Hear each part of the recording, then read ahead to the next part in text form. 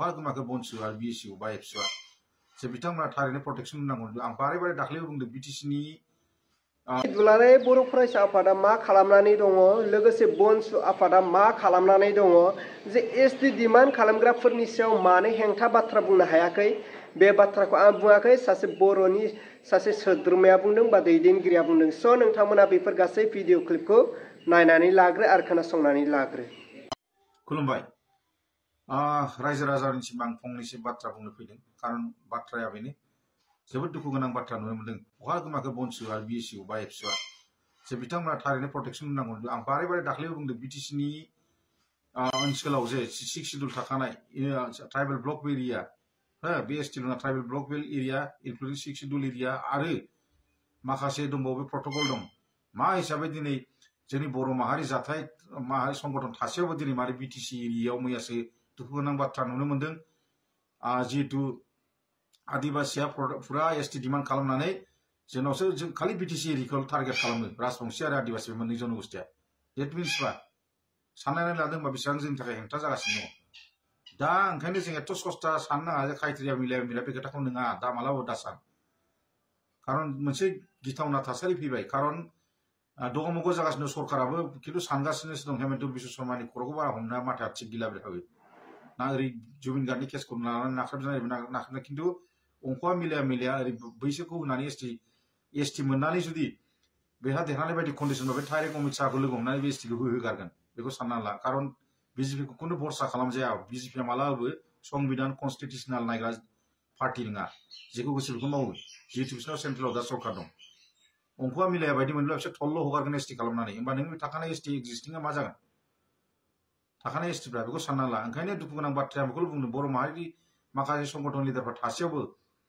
UPL बिफा होननो हायाथाय हाया खिन्थु बिसोरनावथ' बेकिं दङ ना माखासे छात्र संगठन बेकिंआ बहा थैनानै थाखो आं बेखौसो बुंनो सानदों बेयाव खुनु गाज्रि खोथा गैया बेयाव खालि छात्र संगठन होनबा मोनसेल' फैनाय नङा बहुत दं बेयाव एबसुल' फैनाय नङा बनसु दं बिएसइउ दं बर'नि संगठन बहा गोमानानै थाजोबगोन बेखौसो बुंनो सानदों आरो माखासे जोंनि लिडार्सफ्रा सानदों नामा बिसोरखौ जुदि हेंथा होयोब्ला जे भट मोननाया एबार फैबाय थानाय बिधान सभायाव बेखौ सानदों नामा बेखौ सानोबा खिन्थु जोबनाय लामायाव फैबाय जाथिया जों बेखौसो साननांगौ बाध्य जादों मानो होनना बुंबा एथ' सदां खारन बावैसो दानखालि नुनो मोनदों जिहेतु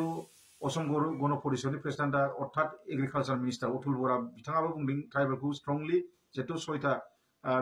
कच राजबंशी आरो गोबां जाथियारि ओमफ्राय नोंहा ओरै आदिबासि बिथांमोननो गासिबो एसटि जोंनाव जिहेतु दं 6टा जनगोष्ठि बे खोथाखौ बुंदों बिथाङाबो होमबा बिनि सिद्धान्तआबो स्ट्रंबा आरो बै हेमन्तनि स्ट्रं डिसिजनब्ला आरो बैसोरनि बिनाय बे भटखौ मोनजाब्ला जोंनि बर'नि बे जोंनि ट्राइबेल थाखानाय एक्जिस्टिंनि भटआ जुदि खमब्ला बिसोर बेखौ जोंखौ नारगारनानै बैसोरखौसो लागोन पपुलेसना बाराबा ओरैनोबाबो बिसोरनि पपुलेसना बाराखा नोंथांमोना मोनथिना मोनाखै खारन आदिबासियानो 50 लाखनि गोजौआव दंखायो सानना सबसे हाइस्टखौसो गिनांगौ कच राजबंशीया नोङो 10-12 लाख दङ अल आसामाव ओमफ्राय नोंहा ओरै आदिबासिखौसो सबसे गिनांगौ हाइस्ट दङ ओमफ्राय नोंहा ओरै कच राजबंशी थाबाय 10-12 लाख गासै अल आसाम जोंहा मोनसेल' जोंहा सिद्धान्त मोनसे खालामनांगौ बिटिसि हिसाबै जिहेतु बर'नि नेताफ्रा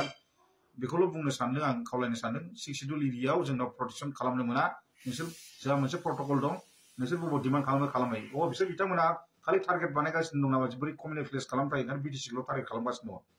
दिनै धुबुरियाव मानो खालामनाखै प्रटेक्सन बरपेटायाव मानो खालामनाखै नलबारियाव मानो खालामनाखै आरो गोबां मानो गुवाहाटियाव खालामनो हायाखै बहुत खम खालामोब्लाबो गैयानो फ्राय धुबुरियावथ' खालामनो हाया जों मोनथिगौ जोंनि खाथि धुबुरि डिस्ट्रिक्टआ क'क्राझार धुबुरि बर्डाराव थायो आङो करबजरायाव आरो बिनि खेत्रआव गोबाङैनो नुनो मोनदों गोबां डिस्ट्रिक्टआव बिसोर प्रटेक्सन खालाम खालि बिटिसिखौल' टारगेट बावैसो दानखालि झारखान्डनि एक्सट्रिमिस्ट जिहेतु महेश होनो जायखौ बेफोर हाबसननानै माबायदि इनकाउन्टार खालामलाबाय माबा ट्रेनखौ माबायदि उराय लाखिनो नागिरदों बेयावसोमोन मा बर'जों बर' बेयाव गावजों गाव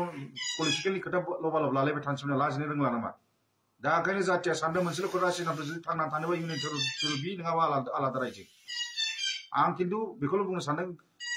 भट इलेक्सनाव आङो गेलेदों जेनदों खिन्थु जों जाति माहारियाबो इनिसियेटिभ लानो थाखाय जौ लोंदों जादों जुवा गेलेदों क्लास गेलेदों थाखा फैसा मोनदों बेनोल' भट थिखोहरदों आं बेखौल' बुंनो सानो मोजां लिडारखौ मालाबा केपचार खालामनानै नायदों नामा जोंनि जातिया आं लिडारखौ बुङा दिनै जातिफोरखौसो नायगोन आङो जातियाबो जोंना थिग नङा जातिफ्राबो बिनि थाखायनो बेबायदि जादों दिनै मोजां लिडारा मानि थाखाय गाखोनो हायाखै आं बेखौसो बुंनो सानदों ओंखायनो बांद्राय साननांगौ लगिया गैया रायजो राजा आफाफोर बेखौल' आं बुंनो सानो दुखु गोनां बाथ्रा दिनै बहा गोमानानै थाखो मैया गसाइगाव बायदि एथ' गिदिर धरना प्रटेक्सन होबाय मानो सासेयाव बे प्रटेक्शन होदा मानो सासेयाव काउंटार होदा गिदिर गिदिर नेताफ्रालाय बहा गोमाना थाजोबखो गावसोरनि गादिखौसो गोमा जानो गिदिर नामा बिथांमोना थैनायनि लामायाव फैगोन खिन्थु जोंना मोनसेल' मानसि थैखांनानै गाब्बा जागोन नामा अखा खाना खफ्रि हमबा जागोन नामा सिगां जुदि प्रटेक्शन होआबा एटलिस्ट बुंनोथ' हायोमोन जोङो 6 शिड्यूलआव जोंहा मोनसे प्रट'कल दं जों मालाबा बेयाव एसटि डिमान्ड खालामहोनो हाया डेट मिन्स मा स्टेट गभर्नमेन्टआव इन्टारनेलि जों लोगो जाफ्लादों खिन्थु ओरै लबालावसो लागासिनो दङ जोंखौ थुना होनानै थेरा बेरा जाथिखौ गावस्रा होजोबनायसो टारगेट लागासिनो दङ बेखौ बुजिनो मोनदों रायजो राजा आइफा बिथांमोनफोर ओंखायनो सानदो मेलेम दङब्ला खंख्ला बारा जाना गोजोन्थों नमस्कार अब्ला रायजोफोर नोंथांमोना थारैनो नुबाय खोनाखाबाय जायफ्रा एसटिनि बागै हेंथा खालामाखै बिथांमोनखौ मा बुंखो बिथां ब्रादारा स' नोंथांमोना बिनि बेलायाव कमेन्टनि गेजेरजों फोरमायहर अब्ला रायजोफोर दिनैनि भिडिअखौ आं बेखिनियावनो फोजोबबाय भिडिअखौ मोजां मोनोब्ला लाइक लोगोसे चेनेलखौ मोजां मोनोब्ला साबस्क्राइब